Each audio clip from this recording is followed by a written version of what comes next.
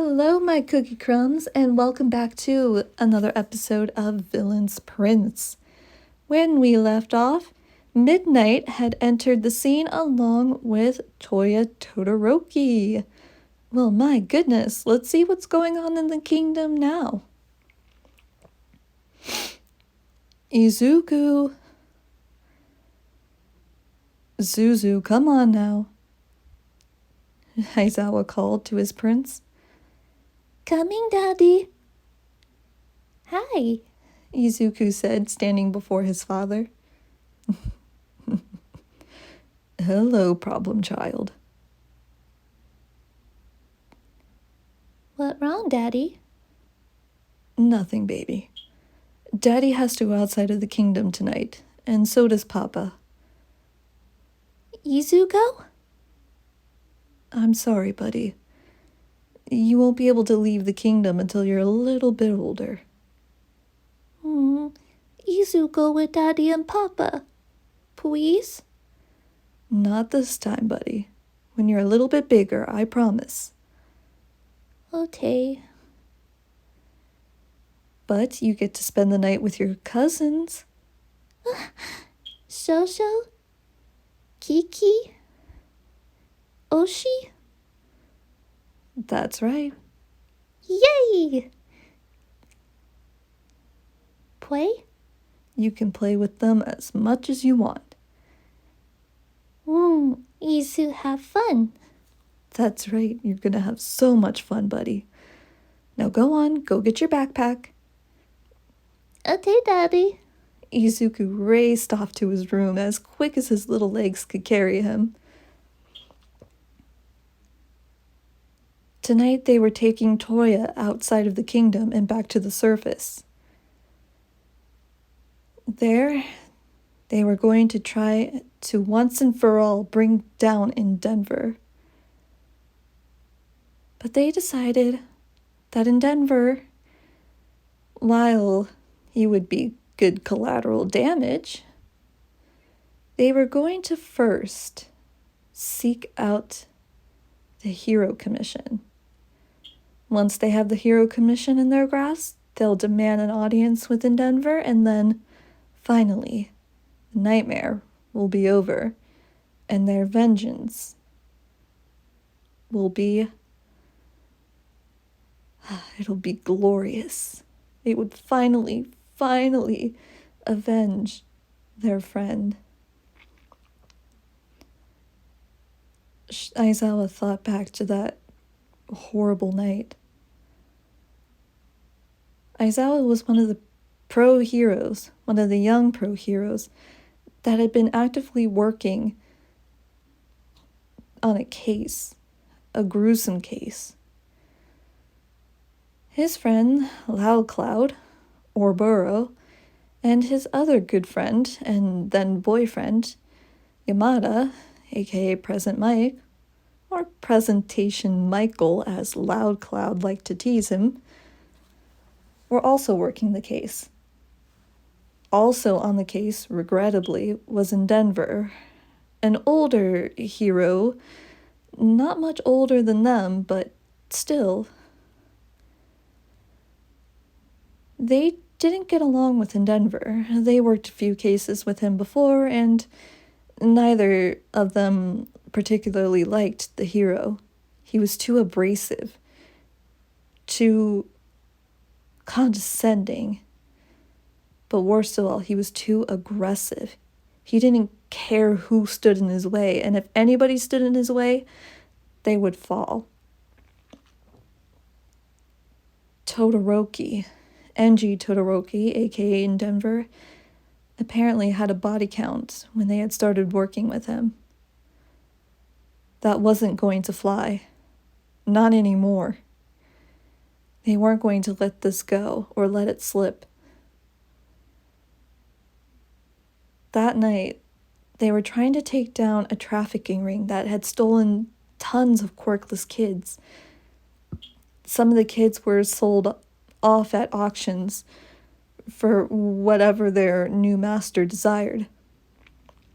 What made it gruesome was many of them were sold as Sex slaves. Aizawa wanted to vomit at that. Who could do that to such a child?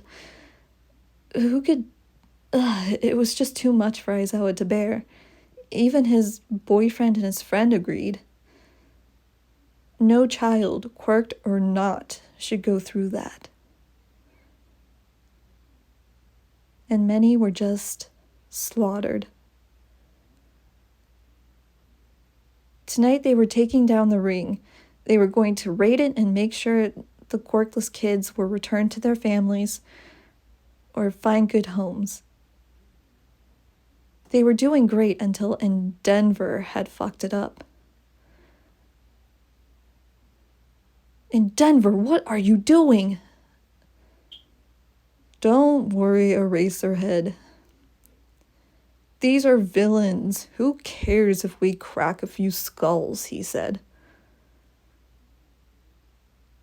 Denver, you're a hero, not an anti-hero. A hero's a hero. You'll learn that in the field. You know, when you get as good as I. He boasted. Aizawa just rolled his eyes. Just do your job properly. Get the kids to safety. Oh no, you get the kids to safety. I'll take care of these villains. The two argued while the other two were getting the kids out to safety. Eraserhead's attention had been gotten by Present Mike, saying, hey, they were ready to go. They could shut the ring down. Eraserhead nodded his head and went outside. He was hoping Endeavor would follow, but suddenly a kid was screaming. One had been left behind, but not one. Multiple kids, multiple screams were heard, and they weren't sure why. The next thing they knew, the warehouse was on fire. Ouroboros screamed and ran inside. Present Mike and Eraserhead tried to stop him, but Loud Cloud had already ran in, and Denver was still inside as well. And the next thing they knew, the warehouse exploded, and Denver came out, brushing the soot off, while the other two watched in horror as the warehouse burnt and crumbled to the ground. Eraserhead and Present Mike were about to dart in to get their friend, but the police and the firefighters that had arrived held them back. They were screaming to let them go in and save their friend, but it was too late. That explosion, there was no way that anyone survived. The building suddenly collapsed. Present Mike and Eraserhead blacked out. When they woke, they went immediately back to the warehouse. They didn't care if they left the hospital. They needed to see. There was a cleanup crew. Charred bodies everywhere. Small, big, all kinds of sizes. So many kids. The firefighters and cleanup crew just mocking the quirkless kids as if they were granted a mercy. Eraserhead and Present Mike shook their heads. What the hell? Soon another body was brought out. They recognized that body. Loud Cloud. Oh, Boro, Hizashi said tearfully. Oh no, no. Denver, Aizawa said. You'll pay for this.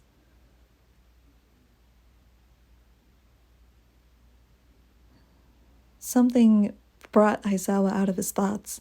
A small body hid his legs. He looked down to see his happy little prince. He smiled. Daddy, are you okay? I'm all right. Why do you ask?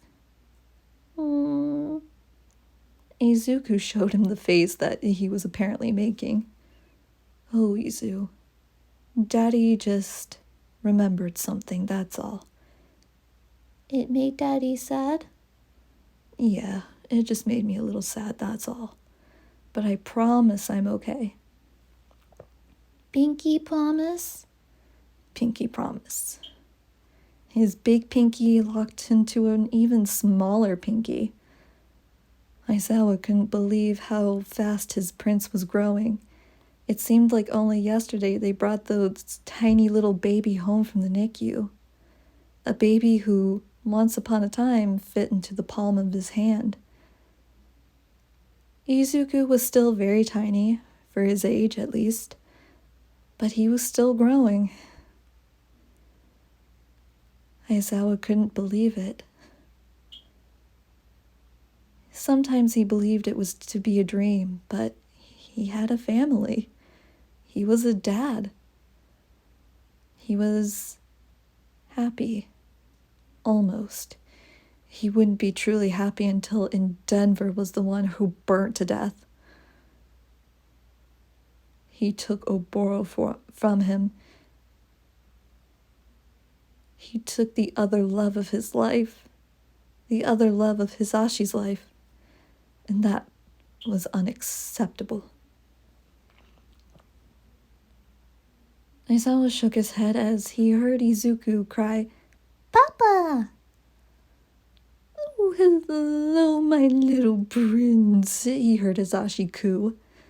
"Oh, you got your backpack ready. Let's see what you packed."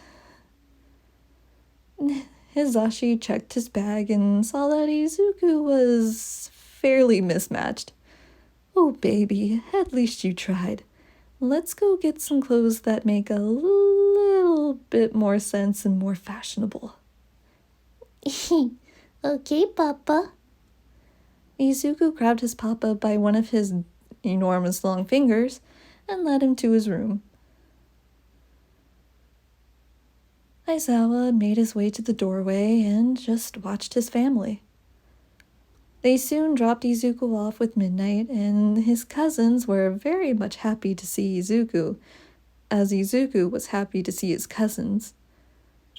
They raced off to play, and Midnight wished them luck. Toya was there, and he was ready. He had been training with the two and was actually head of their royal guard. "I'm ready," he said. He said it with such promise, such steel, such villainous repose. Hisashi and Shota agreed. He was ready. "Let's go then. The sun just set, and the time is now. Lead the way, my king." Aizawa nodded, and off they went to the surface. They got to the surface, and as quiet as they could, and with the stealth of night, they made it to the Hero Commission. They managed to sneak their way in and took the president hostage. Man, if it was this easy, you should have did this years ago. Don't get ahead of yourself, Toya. Dabi. Right. Don't get ahead of yourself, Dabi. If it were this easy, we would have done this years ago. The president just sat there quietly as the other two interacted. But things are not as simple as they look. After all, the president has a button underneath that he's been pressing. I'm pretty sure we're about to have a small army on our hands. Is that all? I could take on a small army. I don't know about you two, but I would prepare ourselves. We're about to have company, and I'm pretty sure everybody's favorite #1 hero is on their way as well. My old man? Pfft, let him come. Sure enough, a small army did break into the room. A young Hawks had locked eyes with Dabi. And the two kind of just stared at each other. They broke out of their stares and gave each other a snarl. Until Dobby grinned and winked at him. The blonde-haired, red-winged boy blushed fiercely. Hisashi looked at his husband, and his husband agreed. This boy would make a wonderful addition to the royal guard. They could see abuse when they knew it. And this boy had been abused.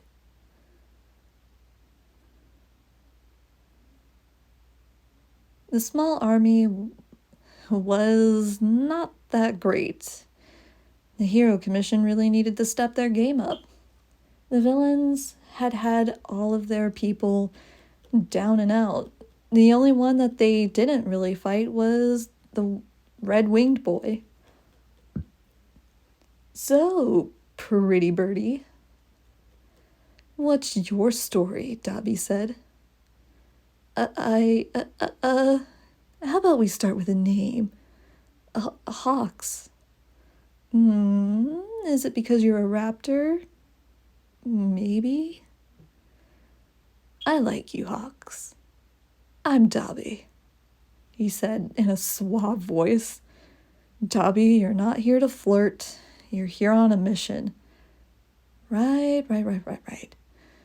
I'll come back to you later, pretty bird.